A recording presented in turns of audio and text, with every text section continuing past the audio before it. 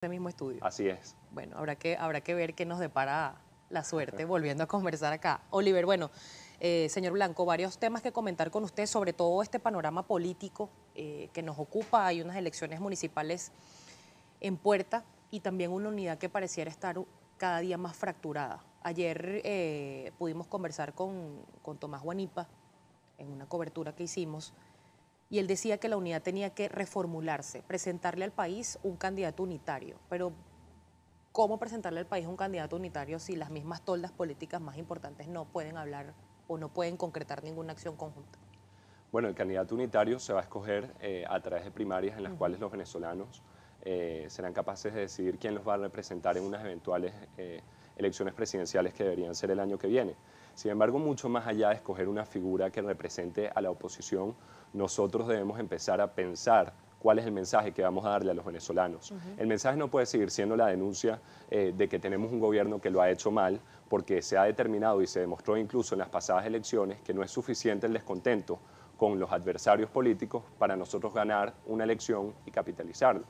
Tiene que haber un mensaje orientado a tocar los problemas de la gente, a decirle a la gente que, por ejemplo, la pobreza debería ser un tránsito en la vida y no una condena permanente. Tiene que haber una propuesta, por ejemplo, ante este proceso de institucionalización del hambre que ha llevado a cabo el gobierno, de decirle a los venezolanos, este es el país que nosotros queremos, cómo llegamos a ese país, cómo soñar todos en hacer políticas diferentes para salir adelante luego de una crisis y no insistir en la crítica, no insistir en la descalificación y mucho menos entrar en debates internos de la oposición, exteriorizarlos a un punto en el que la gente se sienta desmoralizada, decepcionada, que sienta que no tiene esperanzas, que sienta que no son bien representados por una oposición que más bien se ha enfocado luego de las elecciones regionales en descalificarse. Hubo un quiebre, señor Blanco, hubo un quiebre justamente luego de la juramentación de los gobernadores, los 4 representantes de Acción Democrática, además, ante la Asamblea Nacional Constituyente. Se ha calificado la tolda como que se vendieron, como traidores,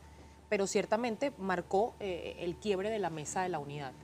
¿Cree usted que fue un error aceptar la juramentación o fue un error en este caso también de Juan Pablo Guanipa de Primero Justicia que definitivamente se negó y ahí vemos el escenario, se van a repetir las elecciones? Bueno, los gobernadores no solo de Acción Democrática, gobernadores de los partidos de la unidad. Entiendo además que los equipos de gobierno los están conformando con todos los partidos de la unidad. Pero más allá de pensar hoy si fue un error o fue un acierto, a pesar de que ellos quedaron excluidos del partido por haber irrespetado la línea, ellos hicieron un proceso de consulta en el interior del país, en el cual la gente que votó por ellos aparentemente dijo, bueno, pasen la alcabala política con el fin superior de mantener el espacio por el cual votamos y que fue tan difícil ganarle al gobierno en un proceso totalmente ventajista. En todo caso, esto fue quizás un elemento que se usó para descalificar a Acción Democrática, su dirigencia, mucho más allá de para criticar el hecho en sí. Yo creo que es importante ya, pasada esta página, empezar a pensar en qué país queremos mañana, mucho más allá de ir a un tema de que si la unidad se quebró o la unidad no se quebró, porque hemos entendido que las victorias más importantes que ha tenido Venezuela ha sido unida. Cuando nos dividimos permanentemente fracasamos. No podemos seguir divididos, tenemos que buscar la manera de encontrarnos, no solo entre los partidos de oposición, sino como país, porque ningún país dividido avanza. Es un momento en el cual nosotros tenemos que pensar, como te decía antes, qué mensaje le damos a los venezolanos, cómo nos vamos a presentar y qué propuesta ofrecerle en un clima de total desmoralización. ¿Se está tomando en cuenta que el voto duro del chavismo sigue presente en este sector o es un error de la oposición además desmeritar que gane la oposición o siga ganando el chavismo, los dos sectores van a seguir existiendo? Exactamente, no se puede desmeritar al chavismo ni mucho menos pensar que por el alto descontento que hay en el país la oposición va a ganar todas las elecciones sin llevar un mensaje a la gente, sin tener contacto abajo, por ejemplo, con las bases. La política no puede seguir haciéndose en Chacao, en Altamira, etcétera, tiene que ir al interior del país y ese es el desafío que deberían tener los partidos de oposición en un momento como este y ese es el desafío que ha asumido Acción Democrática de reconectarse nuevamente con las bases, sin juzgar si son chavistas o no, sin decirles si se equivocaron o no, sino más bien abriendo una puerta a la esperanza con propuestas serias y propuestas aterrizadas para salir de esta grave crisis.